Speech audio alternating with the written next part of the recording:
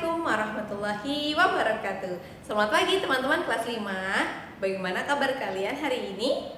Semoga kalian selalu dalam lindungan Allah Subhanahu wa taala dan selalu diberi kemudahan oleh Allah Subhanahu wa taala. Termasuk kemudahan saat kalian mengerjakan tiap-tiap tugas dari Miss dan Misternya. Sebelum kita memulai pembelajaran hari ini, marilah kita membaca basmalah dan doa sebelum belajar. Bismillahirrahmanirrahim. Rabbi zidni ilman warzuqni fahman waj'alni minas sholihin. Amin. Pada video pembelajaran kali ini, kita akan belajar ilmu pengetahuan sosial bersama Miss Atin. Masihkah kalian ingat pada pembelajaran sebelumnya kita sedang belajar tentang apa ya? Ya, pada pembelajaran sebelumnya Miss Atin sudah menjelaskan tentang pengaruh interaksi manusia dengan lingkungan di bidang budaya. Ada berbagai macam bentuk budaya di Indonesia. Di antaranya adalah pertama, bahasa daerah, yang kedua, tari tradisional, yang ketiga, lagu daerah, yang keempat, pakaian adat, yang kelima, senjata tradisional, dan yang keenam adalah rumah adat. Dari keenam poin yang Miss Atin sebutkan, antara satu suku dan suku lainnya pasti memiliki ciri khas masing-masing yang membedakan di antara keduanya. Dan masih ingatkah kalian berapa banyak jumlah suku yang ada di Indonesia? Jumlah suku yang ada di Indonesia kurang lebih sebanyak 546 suku. Masih dalam pembahasan pengaruh interaksi manusia dengan lingkungan di bidang budaya, kali ini Miss Atin akan sedikit membahas juga bagaimana sikap terhadap keberagaman budaya yang ada di Indonesia. Apakah teman-teman pusing dengan banyaknya suku di Indonesia? Atau justru teman-teman bangga dengan banyaknya suku yang ada di Indonesia? Karena tidak semua negara memiliki keberagaman suku yang begitu banyak seperti di Indonesia. Sikap terhadap keberagaman budaya di Indonesia. Keberagaman budaya merupakan kekayaan bangsa Indonesia. Kita harus bangga atas keberagaman budaya yang ada di Indonesia. Keberagaman budaya daerah menghasilkan budaya nasional. Budaya nasional merupakan identitas bangsa Indonesia yang membedakan dengan budaya negara lain. Selain bangga, kita harus saling menghormati, menghargai, dan melestarikan budaya dari suku bangsa daerah lain. Kita tidak boleh menganggap budaya suku bangsa sendiri sebagai yang paling bagus. Kita harus melestarikan budaya daerah lain agar budaya nasional tetap terjaga. Selain melestarikan budaya daerah, kita juga harus menghormati keberagaman budaya yang ada. Tujuannya agar kebudayaan bangsa Indonesia tetap lestari. Melestarikan kebudayaan nasional harus dilaksanakan dengan penuh kesadaran dari diri sendiri dan tanpa paksaan. Dengan demikian, keberagaman suku bangsa dan budaya di Indonesia dapat menjadi pemersatu bangsa. Berikut adalah cara menghormati keberagaman budaya daerah. Antara lain, yang pertama, menyukai pertunjukan budaya daerah. Misalnya, menyukai pertunjukan ondel-ondel yang berasal dari suku Betawi. Kedua, memuji keindahan tarian daerah lain. Misalnya, memuji tarian daerah yang dibawakan teman dalam sebuah pentas tari di sekolah. Ketiga, mengoleksi dan merawat kain atau pakaian tradisional daerah lain. Jika teman-teman memiliki kain atau pakaian tradisional dari daerah lain, teman-teman jangan lupa merawatnya ya. Keempat, mempelajari budaya daerah lain. Misalnya, belajar cara membatik. Kesimpulannya, selain berteman dengan orang dari bangsa yang sama, kamu juga dapat berteman dengan orang dari bangsa lain. Oleh karena itu, perlu dilakukan penyaringan kebudayaan asing yang masuk. Jika budaya asing tersebut baik, boleh kamu tiru. Namun, jika tidak baik atau tidak sesuai dengan kepribadian bangsa Indonesia, wajib kamu tolak. Itulah tadi sedikit penjelasan tentang bagaimana sikap terhadap keberagaman budaya yang ada di Indonesia. Selanjutnya, Miss Atin akan membahas bab berikutnya, yaitu pengaruh interaksi manusia dengan lingkungan dalam bidang ekonomi. Berikut penjelasannya. Pengaruh interaksi manusia dengan lingkungan dalam bidang ekonomi.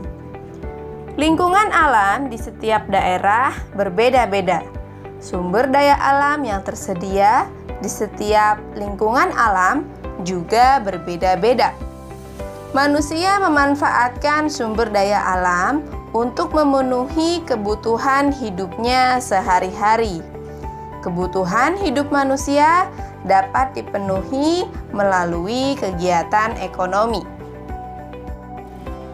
Kegiatan ekonomi adalah kegiatan untuk memperoleh barang dan jasa guna memenuhi kebutuhan manusia untuk mencapai kemakmuran atau kesejahteraan. Kegiatan ekonomi adalah bentuk interaksi lingkungan alam dan interaksi sosial. Dalam kegiatan ekonomi, masyarakat mengolah sumber daya alam yang ada di lingkungan alam. Dalam kegiatan pengolahan sumber daya alam tersebut, manusia tidak bisa melakukannya sendiri. Manusia bekerja sama dengan manusia lainnya untuk menghasilkan barang dan jasa yang dibutuhkan sehari-hari. Kerjasama tersebut menunjukkan adanya interaksi sosial di masyarakat. Interaksi sosial juga dapat tercipta ketika sumber daya alam yang ada di suatu daerah tidak dapat memenuhi kebutuhan masyarakatnya. Masyarakat di daerah tersebut akan mencari sumber daya alam dari masyarakat di daerah lain. Selanjutnya, akan tercipta interaksi antara masyarakat di suatu daerah dengan masyarakat di daerah lain. Selanjutnya, interaksi lingkungan alam dan interaksi sosial dalam usaha memenuhi kebutuhan hidup akan mempengaruhi kegiatan ekonomi masyarakat. Interaksi tersebut terjadi di seluruh daerah di Indonesia, sehingga kegiatan ekonomi masyarakat menjadi beragam.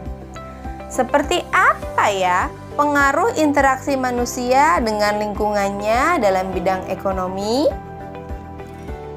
Berikut adalah beragam kegiatan ekonomi masyarakat dalam memanfaatkan sumber daya alam. Yang pertama, kegiatan ekonomi di daerah pantai. Yang kedua, kegiatan ekonomi di dataran rendah. Dan yang ketiga, kegiatan ekonomi di dataran tinggi. Pembahasan yang pertama adalah kegiatan ekonomi masyarakat di daerah pantai.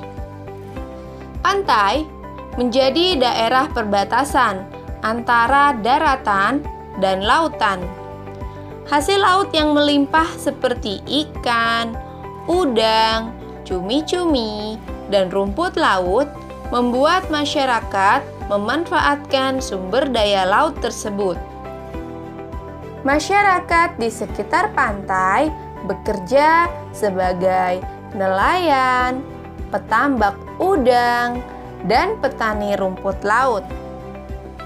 Pantai di Indonesia memiliki keindahan yang sudah diakui oleh masyarakat dunia. Oleh karena itu, banyak pantai di Indonesia yang ramai didatangi oleh para turis dari dalam dan luar negeri. Lambat laun, pantai tersebut menjadi sebuah objek wisata. Masyarakat di sekitarnya pun menjadikannya sebagai sumber penghidupan. Mereka bekerja sebagai pemandu wisata, pemilik penginapan, penjual souvenir, dan pemilik restoran di tempat wisata. Souvenir dan makanan yang dijual di restoran berasal dari hasil laut di dekat tempat wisata tersebut. Berikut adalah contoh pemanfaatan sumber daya alam di sekitar pantai oleh masyarakat. Dan pantai yang dimanfaatkan sebagai tempat wisata. Pembahasan yang kedua adalah kegiatan ekonomi masyarakat di daerah dataran rendah. Dataran rendah memiliki tanah yang subur, sehingga dimanfaatkan masyarakat untuk kegiatan pertanian. Kegiatan pertanian yang cocok dilakukan di daerah dataran rendah adalah menanam padi dan tanaman perkebunan seperti jagung, kelapa, kelapa sawit, dan karet. Oleh karena itu, mata pencaharian sebagian besar masyarakat di daerah dataran rendah adalah bekerja sebagai petani. Selain memiliki tanah yang subur, dataran rendah juga merupakan dataran yang luas dan rata. Kondisi ini membuat perpindahan masyarakat serta pengangkutan barang dan jasa menjadi lebih mudah, serta membuat pemukiman mudah dibangun. Kemudahan kegiatan pembangunan berbagai fasilitas membuat dataran rendah berkembang menjadi pusat kegiatan masyarakat. Sehingga beragam pekerjaan pun tercipta di dataran rendah. Di antaranya pegawai pabrik, pelayan toko, pegawai swasta, dan sopir. Berikut adalah contoh kegiatan ekonomi masyarakat di daerah dataran rendah.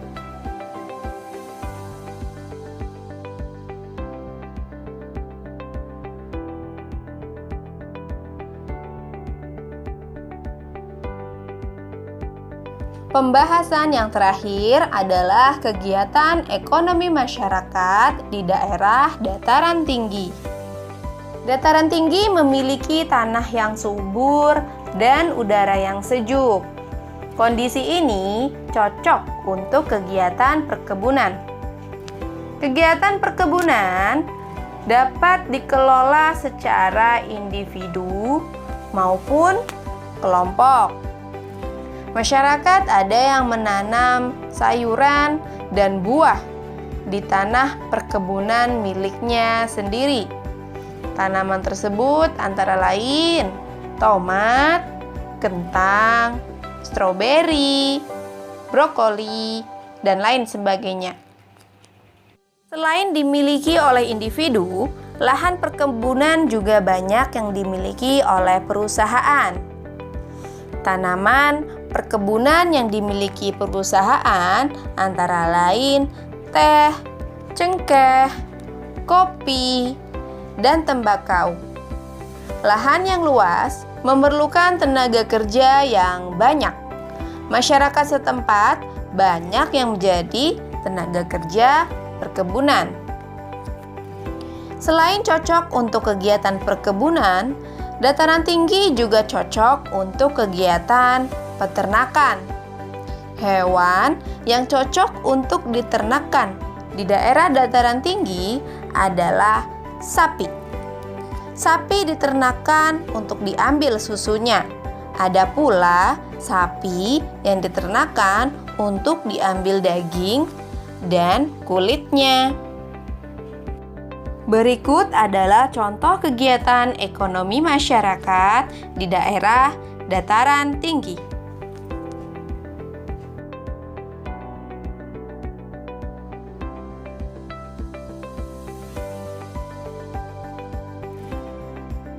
Kesimpulan: pengaruh interaksi manusia dengan lingkungan dalam bidang ekonomi adalah beragamnya mata pencaharian masyarakat Indonesia. Masyarakat memiliki mata pencaharian yang berbeda sesuai dengan sumber daya alam yang terdapat di lingkungan sekitarnya. Dalam melakukan pekerjaannya, seseorang melakukan interaksi dengan orang lain. Oleh karena itu, terciptalah kerjasama antar anggota masyarakat untuk memenuhi kebutuhan hidup sehari-hari.